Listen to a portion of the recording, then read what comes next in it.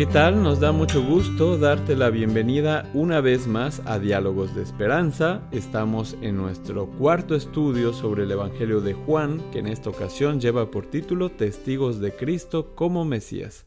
Así que estaremos explorando la visión de algunas personas que tuvieron encuentros con Jesús y cómo ellos llegaron a la conclusión de que Jesús era el Mesías prometido. Aremi, bienvenido una vez más a este espacio. ¿Qué tal? Gracias. Me siento muy contenta de poder estar contigo y obviamente con las personas que nos están acompañando para este repaso. Así es, y el texto para memorizar esta semana está en Juan 3:3. Dice, Jesús respondió, te aseguro, el que no nace de nuevo no puede ver el reino de Dios. Quédate con nosotros para saber a quién le hizo esta declaración nuestro Señor Jesús. Pero antes de eso, vamos a dar inicio con una oración. Oremos. Padre bueno que estás en los cielos, Señor, santificado sea tu nombre. Gracias por permitirnos estar en estos momentos para seguir aprendiendo de tu palabra. Que el Espíritu Santo nos acompañe, nos dirija y sobre todo que ilumine nuestras vidas para seguir en contacto contigo cada momento. En el nombre de Jesús. Amén. Amén. Y bien, el primero de estos testigos es Juan el Bautista.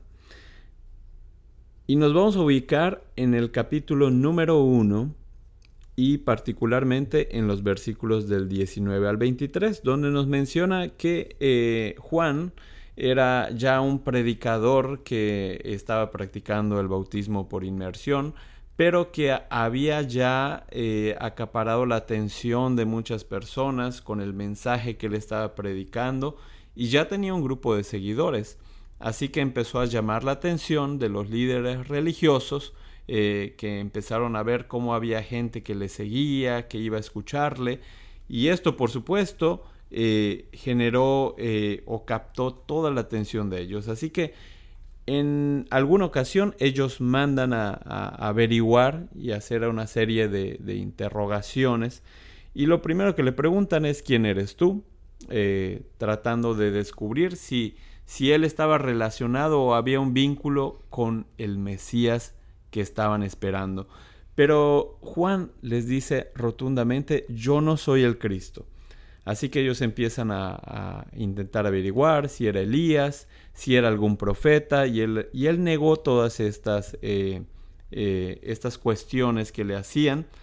Así que ellos le preguntan, bueno, entonces, para acabar pronto esto, dinos entonces, ¿tú quién eres? Y la respuesta que él dio está registrada en el versículo 23. Dijo, yo soy la voz de uno que clama en el desierto, enderezad el camino del Señor, como lo dijo el profeta Isaías. Mira qué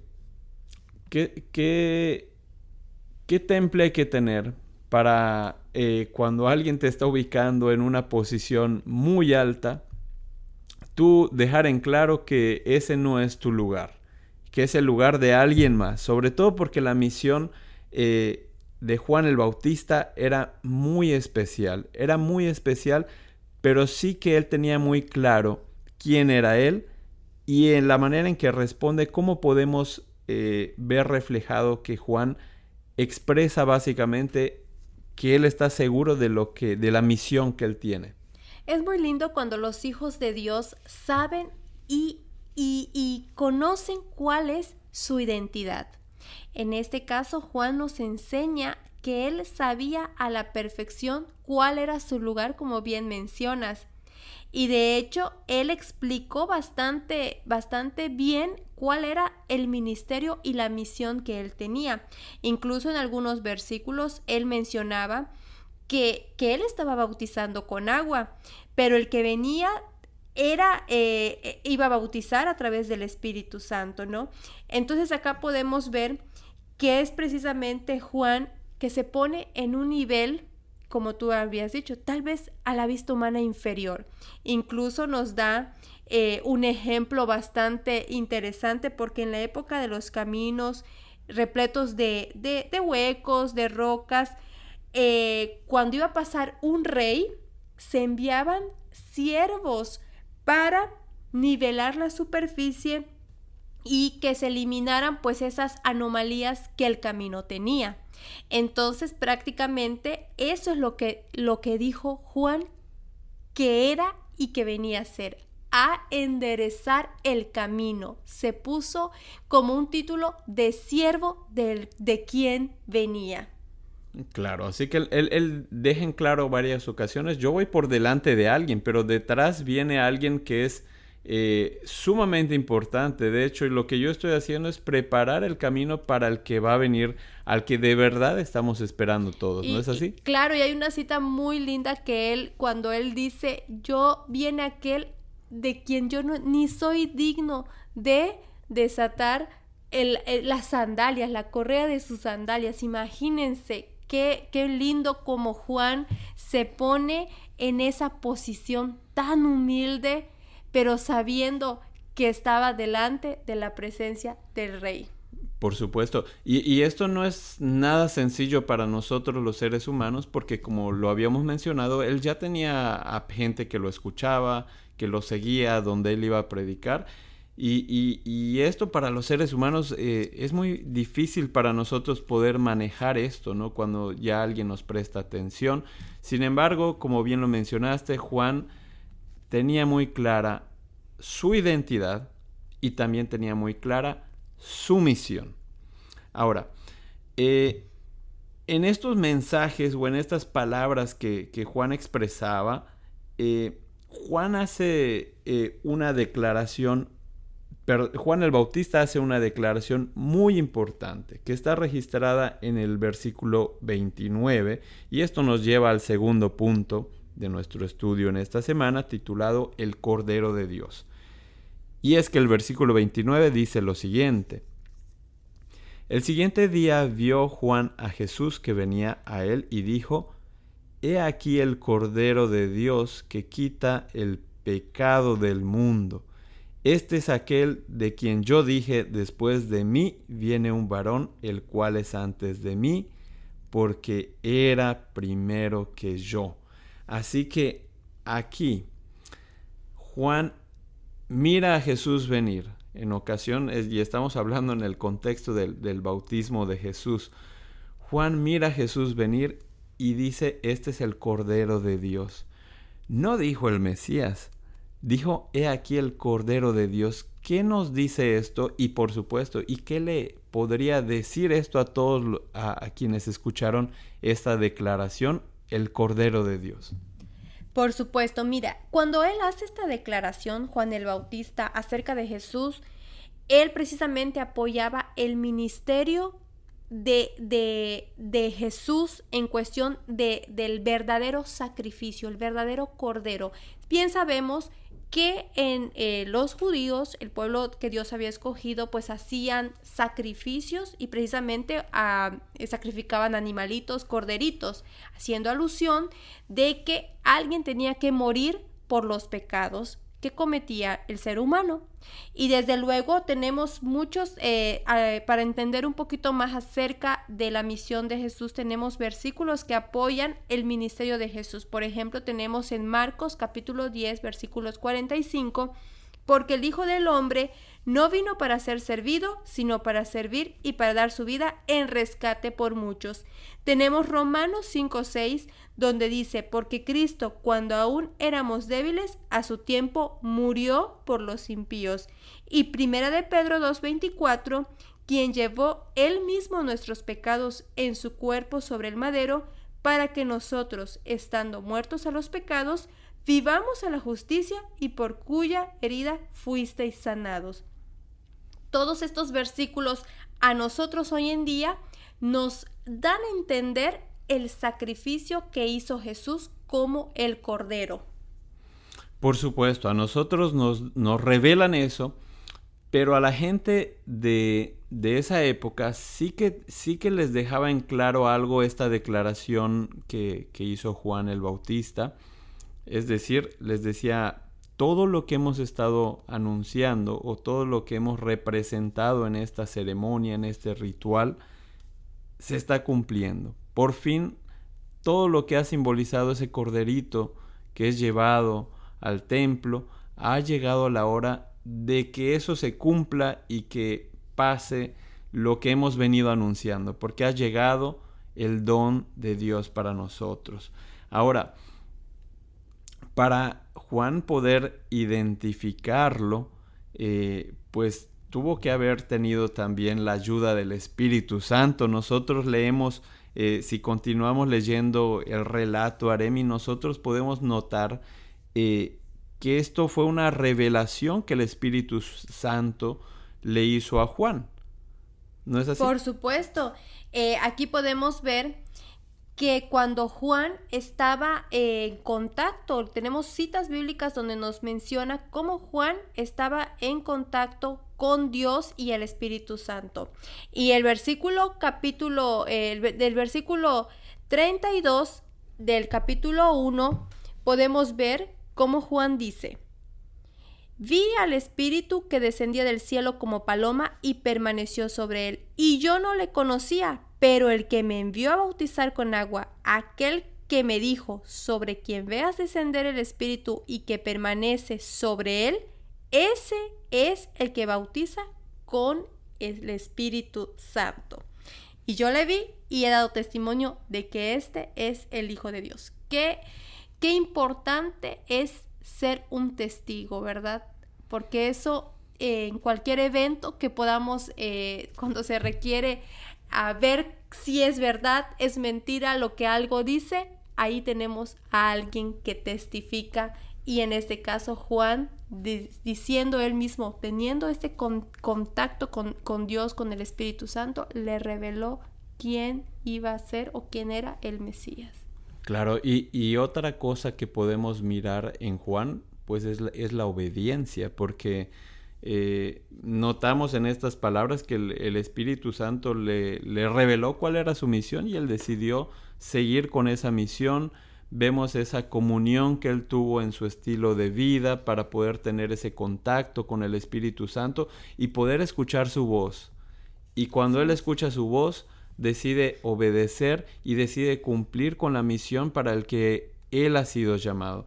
Y eso es impresionante para nosotros, porque no es fácil para el ser humano ser humilde y ser obediente. Y como ya habíamos mencionado anteriormente, Juan tenía discípulos, tenía seguidores, y esto nos ubica en el día martes, que lleva por título Los 2 discípulos de Juan. Acá tenemos que al día en otro día Juan vuelve a usar esta expresión: he aquí el Cordero de Dios. Y esta expresión la hace ahora frente a estos 2 discípulos que lo escuchan y deciden seguir a Jesús. Se acercan a Jesús y él les pregunta qué es lo que están buscando ustedes. Ellos se dirigen a él como rabí, y que quiere decir maestro, y le preguntan: ¿Dónde es que vives tú? ¿Dónde moras? ¿Dónde estás habitando? Jesús les dijo: vengan y miren dónde yo estoy morando. Así que ellos fueron y se nota que pasaron bastante tiempo con él en esa ocasión, tanto que se quedaron con él. Así que podemos mirar a estos seguidores de Juan, que ahora se convierten en seguidores de Jesús. Pero ¿qué podemos aprender en esta interacción que tienen estos 2 Claro. discípulos? Primero, a mí me llama mucho la atención ese hermoso liderazgo de Juan el Bautista, ¿verdad? Porque es precisamente que fueron sus discípulos que lo dejaron a él para seguir a Jesús, porque bien sabían que el que habían reconocido era superior al que fue su maestro, ¿verdad? En este caso Juan el Bautista. Y eso nos enseña mucho el liderazgo. Si nosotros o alguien que es un líder está llevando a su congregación a Jesús, ¿verdad? Que es a quien debemos siempre guiarnos, es a los pies de Jesús. Y bueno, pues en este caso, estas personas, como bien habías mencionado y más adelante se mencionan sus nombres, que es Andrés y Simón, al que después conocemos como Pedro. Ellos sin duda, pues esa experiencia y esa experiencia que tuvieron cuando fueron a la casa es muy interesante porque no se dejaron llevar tal vez por las opiniones de los sacerdotes que tenían muchísima incredulidad acerca de quién era Jesús. Y ellos, porque sabían perfectamente, ellos también estudiaban las profecías, claro, ¿verdad? Y desde luego con su maestro Juan el Bautista, pues les estaba dando la pauta y pues ellos no se dejaron llevar por las opiniones ajenas, sino que ellos decidieron experimentar y conocer a Jesús. Y eso es lo que nosotros debemos de hacer también, no dejarnos llevar por los claro, comentarios o por las experiencias de otras personas, sino que conozcamos realmente quién es Jesús. Sí, y seguramente el Espíritu Santo también estaba obrando en ellos, les estaba hablando y ellos se dejaron ser guiados por el Espíritu Santo. Ahora, quizás retrocediendo un poco, cuando hablabas del liderazgo de Juan, yo veo que este liderazgo es algo que se transmite, por ejemplo, a un alumno, a un discípulo. Y fíjate que Andrés, cuando es Andrés el que escucha esto y él va a decirle a su hermano Simón, y en este aspecto es donde ya empieza lo del testimonio, ¿no? Claro. De ser un testigo. Y así como Juan estaba haciendo una obra, un ministerio, pues ahora vemos a Andrés hacerlo con su familia, va con su hermano y le dice, oye, mira, nosotros hemos hallado al Mesías. Y obviamente, pues que Pedro, pues ahí empieza a dejarse guiar por esa voz del Espíritu Santo y acá nos vamos con otros dos testigos que son Felipe y Natanael. El encuentro de ellos está registrado en los versículos 43 al 46. Y en este caso es Felipe. Felipe era una persona que vivía o era originario del mismo lugar que Andrés y que Pedro, de una ciudad llamada Betsaida. Y entonces él va hasta Natanael y le dice, él no le dice hemos hallado al Mesías, le dice hemos hallado a aquel de quien escribió Moisés en la ley, así como los profetas. Es decir, lo que nos ha dicho la Biblia de la persona que iba a venir, del Mesías que Dios iba a enviar, pues lo hemos encontrado. Pero, aquí vamos a poner un pero, porque le dijo a Jesús, el hijo de José, y le puso de Nazaret, le dijo el lugar de origen. Ahora, esto es muy importante porque Natanael le hace una pregunta. ¿De Nazaret puede salir algo bueno?, le dijo. Y Felipe se limita a contestarle, ven y ve. Resulta ser que Natanael tenía un prejuicio sobre esta ciudad. Y él es muy tajante en lo que le dice. Es posible que de Nazaret pueda salir algo bueno. Y también la manera en que le contesta a Felipe, pues vemos que no buscó tantas complicaciones, simplemente le dice, ven y ve. ¿Qué revela o qué aprendizaje tenemos de esta interacción? Primeramente, bueno, estos son amigos, ¿no? Y aquí nos enseña algo porque como amigos hay que tener paciencia. Cuando uno enseña acerca de Jesús a otras personas y sobre todo cuando son conocidos, cuando son, bueno, en este caso nuestros amigos, ¿no? En este caso, pues vemos que Felipe pues no se desanimó ante la respuesta de Natanael, sino que le dijo, ven y ve, o sea, compruébalo, experiméntalo. Y ese entusiasmo de Felipe por no decirle a su amigo, ok, pues ya tomaste tu decisión y ya no. Entonces la importancia acá de esa amistad y juega un papel muy importante para seguir testificando a favor de Jesús. Y bueno, pues lo que sigue, ¿no? Cómo se convence Natanael, cómo es derribada ese pensamiento que él tenía acerca de Jesús. Y lo podemos ver en el libro de Juan, seguimos en el capítulo 1, 47 en adelante. Cuando Jesús vio a Natanael que se le acercaba, dijo de él: he aquí un verdadero israelita, en quien no hay engaño. Y la respuesta que le dio Natanael: ¿de dónde me conoces? Y respondió Jesús y le dijo: antes que Felipe te llamara, cuando estabas debajo de la higuera, te vi. Inmediatamente Natanael ya no cuestiona y dice: Rabí, tú eres el Hijo de Dios, tú eres el Rey de Israel. Yo no me puedo imaginar esa escena, descubriendo sus más íntimos secretos de Natanael habían sido descubiertos por Jesús, y Jesús, siempre tan amoroso, diciéndole: yo conozco todo de ti, ¿verdad? Y esa fue una experiencia que ya pudo experimentar en carne propia este personaje.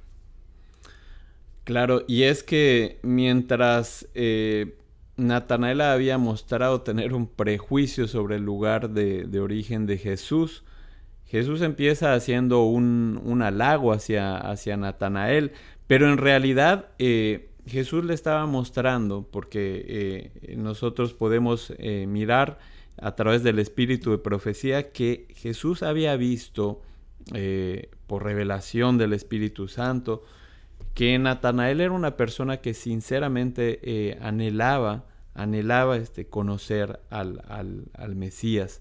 Y mirando ese anhelo en su corazón, Jesús busca contacto, que eso es algo que también creo que es valioso para nosotros. Busca hacer con una persona que tiene prejuicios, utilizar el tacto adecuado para poder llegar y para poder entregar el mensaje, y a final de cuentas para revelarse delante de él. Y bueno, cuando tú mencionabas sobre esta situación entre Natanael y Felipe, pues yo creo que hay algo que debemos aprender en cuanto a los prejuicios. Los prejuicios a veces nos pueden limitar conocer la realidad de muchas cosas. Así es. ¿Qué hubiera pasado si Natanael, solo por ese prejuicio, se hubiese decidido no ir a tener este encuentro con Jesús? Iba a perder la oportunidad de su vida. Y número 2, yo creo que es importante aprender que hay momentos en que los debates pues no tienen mucho sentido, y es mejor decir: ven y compruébalo por ti mismo, ¿verdad? Y esa es la estrategia que utilizó Felipe, diciéndole simplemente: ven, míralo con tus propios ojos y saca tus conclusiones. Así es. Y creo que eso debe ser una gran lección para muchos de nosotros. Por último, tenemos el encuentro que tuvo Jesús con alguien, pareciera que de otra esfera, porque sí era de otra esfera social. Sí. Ahora estamos hablando de un líder religioso, miembro del Sanedrín, era un fariseo, y este encuentro lo registra el Evangelio de Juan en el capítulo 3, versículos del 1 al 21, donde se nos menciona que Nicodemo, el nombre de este fariseo, era alguien sumamente respetable, era alguien que tenía una posición como líder religioso, era alguien reconocido, y como alguien reconocido, pues él no quiere mostrarse interesado en alguien. Alguna relación, que lo relacionen con alguna relación. Y es que hasta este momento, Aremi, no hemos hecho énfasis en el hecho de que Jesús no daba la impresión de ser el Mesías que todos estaban esperando. No venía de una familia real, por así decirlo. Parecía una persona común y corriente, por decirlo de alguna manera. Así que si tú logras poner esto en contexto, te das cuenta que para un líder religioso, era sumamente bochornoso tratar de descubrir la identidad de Jesús. Claro, era muy sin embargo, vemos que Nicodemo tenía esta inquietud y decide ir a encontrarse con Jesús, pero lo decide hacer de noche, en la oscuridad, cuando todos están durmiendo. Y el versículo 2 nos deja en claro que Nicodemo fue a Jesús de noche. Es decir, como para evitar ser reconocido, para evitar que lo vean con Jesús. Y cuando él se encuentra con Jesús, le empieza a hacer, digamos que una especie de halagos, diciéndole, le llama rabí, claro. Que sabemos que ese era un título de maestro. Y le empieza a decir, bueno, sabemos que tú has venido de Dios, porque evidentemente tú haces cosas que no se puede hacer por nadie si no es que Dios está con él. Ahora, Jesús empieza a revelarse ante este hombre de una manera impresionante, porque Jesús lo que le contesta ante estos halagos que él está haciendo, le contesta lo que realmente Nicodemo, era la inquietud que él tenía. En el versículo 3 le dice Jesús: de cierto te digo, que el que no naciere de nuevo no puede ver el reino de Dios. Una respuesta muy directa. Una respuesta muy, muy directa a una pregunta que no había sido enunciada, no había sido dicha con sus palabras, pero Jesús nuevamente, el Espíritu Santo le muestra la interrogante que hay en este hombre que lo viene a ver a oscuras, a escondidas, y entonces le dice: el que no naciere de nuevo no puede ver el reino de Dios. Ahora empiezan a tener un diálogo donde Nicodemo pues se hace un poco al desentendido y oye, eso claro, que me estás diciendo no tiene mucha lógica. El orgullo del ser humano. El orgullo, y trata de llevarlo a un terreno de la lógica. Un tono irónico tal vez. ¿Cómo puede un hombre nacer siendo viejo? Claro, esa ironía que utiliza Nicodemo, ¿no? Ante Jesús. Exactamente, pero ante esa ironía Jesús entonces es más específico en la respuesta y le dice: de cierto te digo, que el que no naciere de agua y del Espíritu no puede entrar en el reino de Dios.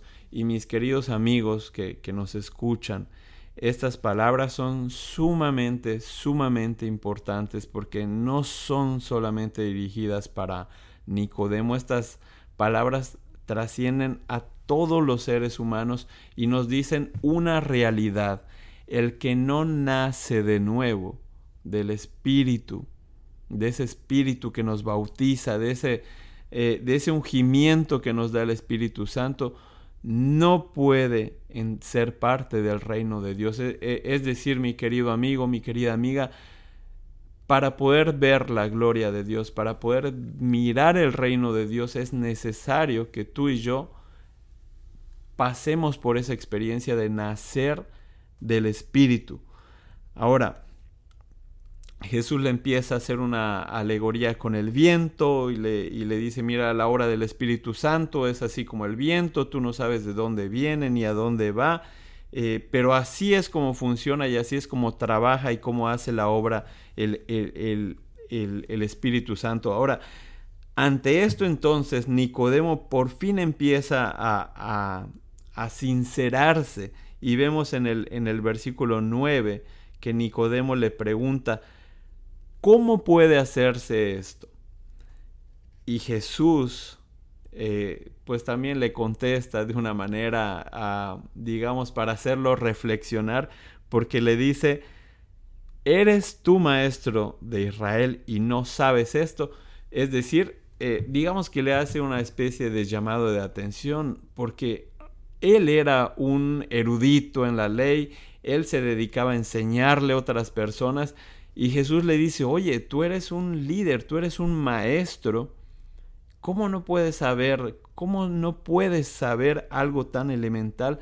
Y él se lo dice, pero estas palabras no son un reproche, porque el amor de Jesús lo puede percibir Nicodemo. Él siente que las palabras de Jesús no están buscando hacerlo sentir avergonzado, sino revelarle cuál ha sido la dificultad que hay en él al estar en contacto con la palabra de Dios, pero no haber podido apreciar cuál es el propósito de esas palabras. Claro, y como tú mencionas, esa reflexión a la cual Jesús quería llevar a Nicodemo, ellos habían nacido del pueblo especial, el pueblo escogido, pero eso no era suficiente.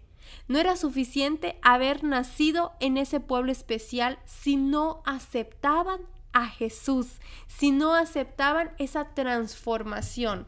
Y es por eso que fue un impacto tan grande para Nicodemo.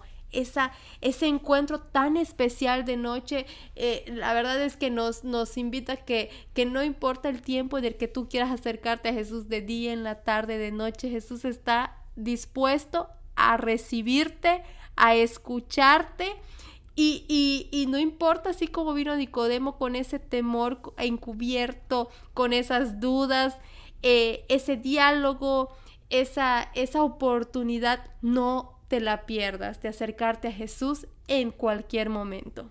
Así es. Y si nosotros seguimos leyendo, miramos que la respuesta de Jesús no ha terminado allí, porque empieza una parte sublime y vamos a leer desde el versículo 14, porque en este discurso, en esta conversación, Jesús dice lo siguiente: y como Moisés levantó la serpiente en el desierto, así es necesario que el Hijo del Hombre sea levantado, para que todo aquel que en él cree no se pierda, mas tenga vida eterna. Y recordamos que estas palabras son dirigidas ante la pregunta de Nicodemo: ¿cómo puede hacerse esto? ¿Cómo se puede nacer de nuevo? Y aquí viene uno de los versículos que la mayoría de los cristianos se lo ha aprendido de memoria, y es una de las verdades más grandes que la palabra de Dios nos ha dejado. El versículo 16: porque de tal manera amó Dios al mundo, que ha dado a su Hijo unigénito, para que todo aquel que en él cree no se pierda, mas tenga vida eterna. Y Jesús deja en estas palabras la declaración quizás más grande, que solamente creyendo en Él nosotros podemos tener acceso a una vida mejor, al perdón de nuestros pecados, aspirar a una vida diferente, a una vida renovada, a no estar luchando en este mundo solos contra vicios, contra malos hábitos, contra fracasos. Aquí tenemos la clave, y la clave es creer en Jesús. Qué lindo ha sido este estudio que hemos tenido en esta ocasión, y qué lindo es mirar que cada uno de nosotros tiene un testimonio de lo que hemos conocido sobre Jesús, ¿verdad? Y por supuesto, el fiel testimonio de Nicodemo empezó se empezó a sembrar en él esa semilla de fe, de confianza esa noche, que más adelante por la historia conocemos que tuvo frutos bastante grandes, porque después de este encuentro, Nicodemo se iba acercando cada vez más a Jesús, de tal forma que en la Biblia queda registrada la gran labor que él tuvo cuando Jesús murió en la cruz, recordando Nicodemo en esa cruz esta conversación que tuvo de noche. Así es. A diferencia de los otros testigos que hemos visto, quizás en el caso de Nicodemo fue un proceso para poder llevar a Nicodemo, a este hombre, a creer y a manifestar su fe en lo que Jesús le estaba enseñando. Yo no sé cuál sea tu situación, pero te animamos a que tú puedas dar testimonio de lo que Jesús ha hecho por ti. No importa si te ha costado años llegar a esa conclusión, o si de un día a otro tú decidiste y sentiste esa confianza en Jesús, ese amor por Él, pero creo que después de haber mirado la experiencia de estas personas, nosotros también somos motivados a compartir todo lo que Jesús ha hecho en nuestras vidas. ¿No es así? Así es. Y bueno, pues hemos llegado al final de este repaso y les esperamos para nuestra siguiente lección, el testimonio de los samaritanos. Seguimos con más testigos que tuvieron esa hermosa experiencia de conocer a Jesús. Así que deseamos que Dios te bendiga al estudiar su palabra y te esperamos en nuestro siguiente estudio.